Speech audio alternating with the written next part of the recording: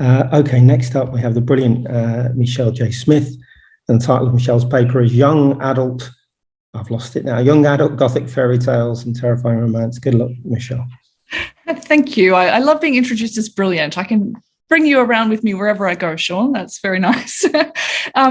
Well, that was wonderful, Kate. I feel great to be following on from you, because I think you referred to sort of the home as a prison during the lockdown. And I was going to leave this out because we have a very tight time frame, but I just thought this does gel with the types of thing that I'm talking about in my paper in Young Adult Fiction, in that, when the home becomes a prison, issues and fault lines that are already there are only magnified, right? So here I'm sort of interested in when the home becomes a place of despair, particularly when we're talking about relationships in young adult fiction. So both the Gothic and fairy tales are genres that are preoccupied with narratives about young women in danger and conflicts between good and evil.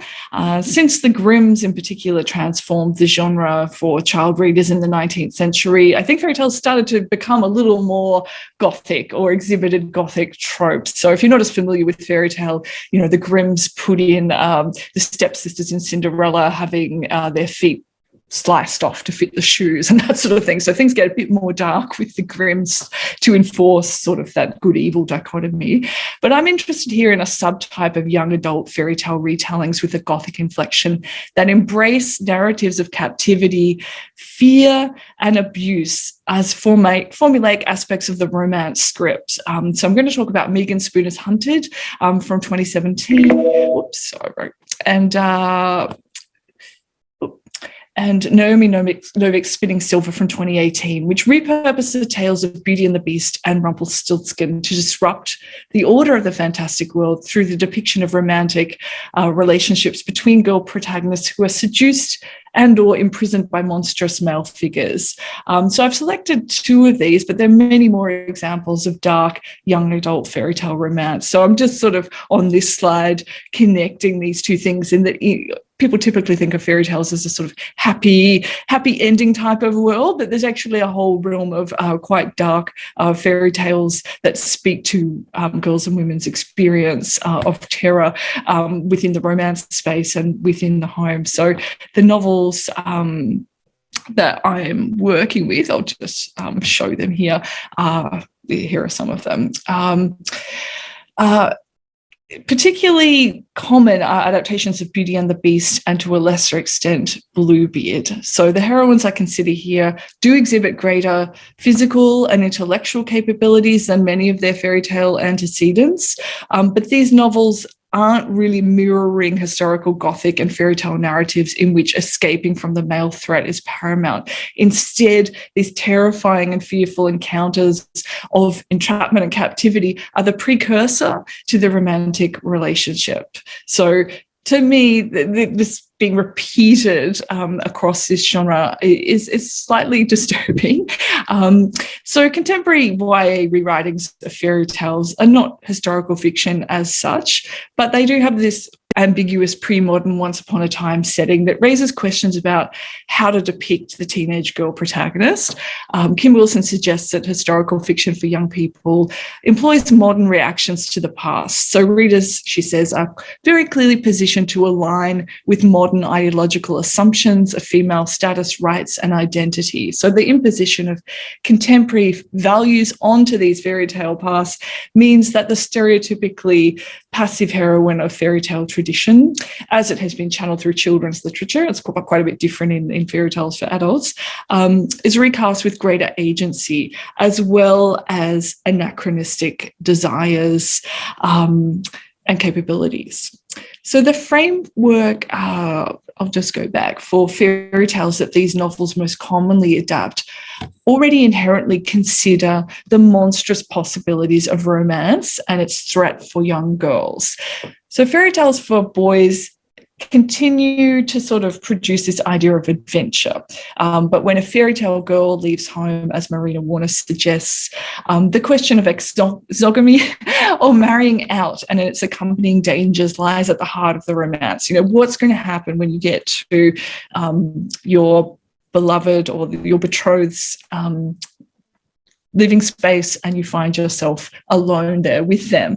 The Beauty and the Beast tale is most commonly adapted in these YA novels, and it has a lot in common with the Gothic romance in that the male figure who imprisons Beauty in a castle, no less, and whom she eventually comes to love is a divided figure, both a human self and an animal other. And I think this is one of my favourite picture book illustrations of the Beast as a walrus from 1875 book there, but you can get the spectre of trying to keep up, the delicacy of the fine dinner and the wine with your tusks and your claws.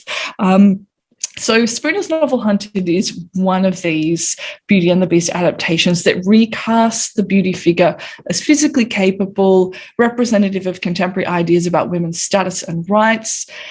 As a proficient hunter, Yeva wishes for a man who will love her for her skills, and she soon has an offer of marriage from a man named Solmir, who will love her for her hunting abilities and can provide a good financial future for her sister, and her father.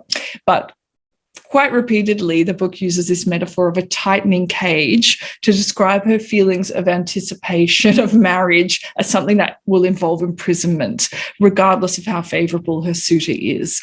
When Solmir reassures Yeva that she will learn to become gentle and wifely when she has children, quote, the forest seemed to close in around her like the woven bonds of a cage. Her father's disappearance is the only reason why Yeva promises to return to marry Solmir in exchange for him agreeing to care for her siblings. So there's a kind of preservation angle, Hunger Games scenario where it's like, I have to do this to help my family survive. So although the literal caging of Yeva by the Beast eventually associates her with the imprisonment of the Gothic heroine, she displays herself an uncharacteristic capacity for violence, vengeance, and self-protection, and that sort of more or less aligns her closely with the capable contemporary YA heroine. She's prepared to assume a role that might be typically assumed by a male protector or a rescuer. So to think now about the home a little bit, and I've put a book that Kristine Moruzi, Chris works at Deakin too, and I've recently published on Young Adult Gothic Fiction, just as an addendum there, but the Gothic genre, as it's been written by women, as Kate Ellis suggests, has tended to focus on the home as a place of danger and imprisonment.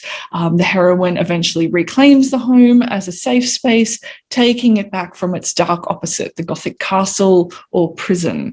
In Madame de Beaumont's Beauty and the Beast tale, which was published in 1756 and which basically set the mould for any adaptations that followed, Beauty agrees to become the Beast's long-term prisoner to spare her father, who has incurred the Beast's wrath for stealing one of his roses. In contrast, and despite her progressive beliefs, Yeva in this novel is captured by the Beast. She hasn't volunteered to stay with him. She hasn't consented to go with him, and she uses the term prisoner to describe herself. She's initially kept in the dark so that she cannot see the Beast's appearance, and soon occupies a stone cell, which renders her abuse, I think, a little more obvious than historical Beauty and the Beast tales, which tend to be illustrated and emphasize, the lavish nature of the castle, all of the entertainments around her, the library, and all of these things that, even if you've only seen the Disney film, you'd be familiar with. So here we have a very different type of imprisonment.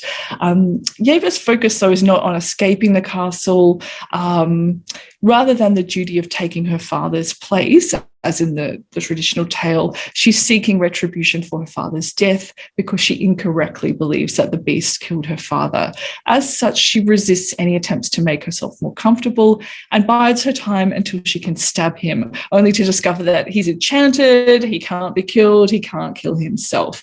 But he's nevertheless really furious at this betrayal, the breaking of her word. She understands the Beast as a predator and is compelled by the threats to the lives of her sisters to promise not to escape or to harm him again. So the premise of the tale obviously requires some degree of containment, the Beauty and the Beast sort of form, but the Gothic elements are really highlighted in Hunted, as Yeva believes that she's being held captive by a murderer in return for him not harming the rest of her family. Necessarily, though, the romance aspect of the story requires her to gradually come to understand and empathize with the beast, especially through that realization of his curse. The addition in this narrative of Yeva's wild nature, her desire to resist a conventional marriage, and her heightened quest to rescue the beast are tempered by an escalation of Gothic conventions in which her love is strongly linked to captivity and abuse. And I'll refer to, I was going to go back to Marina Warner, but I don't have the slide there, sorry. But Marina Warner suggests this tale type is about a movement from a terrifying encounter with otherness to its acceptance, as the negatively charged protagonist proves a Prince Charming. So Spooner not only keeps in place the romanticization of the cold and threatening beastly man, but she heightens it in several ways. The fact that the protagonist Yeva has a wild nature means that she rejects a kind suitor, and instead the beast is her ongoing suitor who remains a violent threat even at the moment when her love enacts the transformation and he becomes human. So I'll go back just to the slide showing the novels here, because I'm going to turn quickly before concluding to Naomi Novik's Spinning Silver. And in this novel, a moneylender's daughter, Miriam, takes over the family business and proves adept at transforming silver to gold through her business acumen. So she's also another departure again from the Rumpelstiltskin tale, which the Grimms published in 1857, in which a miller's daughter is placed in a bind by her father, who falsely boasts that she can spin straw into gold, leaving her reliant on Rumpelstiltskin, who can perform that miraculous act on her behalf for the king. In contrast with that helpless precursor, Miriam's skill attracts the attention of the Starrick Lord, and he lives in a winter world, and his people periodically invade the human world to murder, steal, and rape. So he's unnamed throughout the book, just like Rumpelstiltskin, who must keep his name a secret, but he approaches Miriam 3 times to demand gold in exchange for the silver that he gives her, and then makes her his queen. Like Yeva, in Hunted, Miriam is held captive and gradually comes to understand and empathize with the Starrick Lord, eventually forming a romantic relationship. So in the Gothic mode, she's held in a fortress from which she cannot escape. And there's a different way in which this winter world operates that she quickly has to learn how to navigate. Her captor is seemingly monstrous, typical of Gothic romance and supernatural YA, although he, quote, does not look so terribly strange at first. His face became something inhuman, shaped out of ice and glass. His eyes like silver knives. Violence surrounds him, and Miriam is often threatened by him, although it doesn't manifest in actual violence. She says, I expected him to strike me, and he looked as though he wanted to. Later in the novel, he's shimmering with anger, and she is tempted to assuage it, to go along, to make myself small enough to slip past a looming danger because of how unearthly and terrifying he is. Like Yeva's beast, the Starrick Lord is gradually transformed through the heroic female protagonist's actions. He's monstrous only as long as she doesn't understand him. So this is a common trope in YA of this sort, that the transformation must come in through a shift in her perception. While Miriam believes he's motivated merely by greed, he can be deemed monstrous, but when she uncovers the complexity of his motivation, that he has, quote, laid himself out as a sacrifice for his people, he becomes less monstrous, a central transformation to the development of the romantic plot in Gothic YA. So Miriam knows that being afraid of him is useless. While she's in captivity, she can only be killed once, but she must choose between this threat of death and the small deaths that come from cowardice. And part of the work she has to do is to prove that she is valuable to him and that she is worthwhile for her soon-to-be husband. Cunning and strategy are vital to her success, and part of this involves the way she transforms all of this silver into gold, which I won't go into, but after she does this, he's impressed and he explains, I have learned better how to value you. Even then, he continues to underestimate her, thinking that she would continue to betray his people and her home, quote, just to be queen beside him. In fact, there's a complex reason, as in many of these novels, as to why she's behaving this way. She needs to defeat the Starrick because they are increasing the frequency of winters in the normal world, and there's a demon to vanquish as well on the side. But nevertheless, when he understands this, he describes this as justly done, as she seeks revenge for being abducted from her home and valued only for her magical gift. So this acknowledgement of her worth is a turning point, marks a shift in the relationship, it happens in the Beauty and the Beast tale, where it becomes one of equality. But the disturbing part is it required her to be imprisoned to reach that point. In addition, the conservative Gothic mode reestablishes the patriarchal hierarchies of both the worlds, reasserting the value of marriage and maternity once the protagonists are equal and no longer monstrous. Moreover, as in the Beauty and the Beast tale type revised in Hunted, Spinning Silver also reproduces the idea that terrifying male captor might be tameable. He might become a respectful husband once his ways are softened or transformed by the girl who is taken captive. So to conclude, these two novels are exemplary of modern depictions of female heroism and agency in YA fiction that reject conservative ideologies of both fairy tale tradition and the Gothic and reclaim the darkness through romantic relationships. However, these relationships have another side that reinforces patriarchal structures of love and marriage that subordinate women, recalling the terrifying romances and instances of male captivity and control that were prominent in both genres historically. While the contemporary YA heroine can display greater physical and intellectual capabilities than some of their predecessors, the warning function of the fairy tale in relation to romance and male desire remains in place. Ultimately, the narratives of these Gothic fairy tale heroines still suggest that to be loved will require a period of fear and suffering before a beast, like my own beast, is tamed, won over, or discarded. Okay, so that's me completed there. Thank you. That was wonderful. Thank you ever so much. And a star entrance from your beast of a dog at the end. Fantastic. Couldn't have come at better timing. That was wonderful to hear and impressively structured. So thank you ever so much.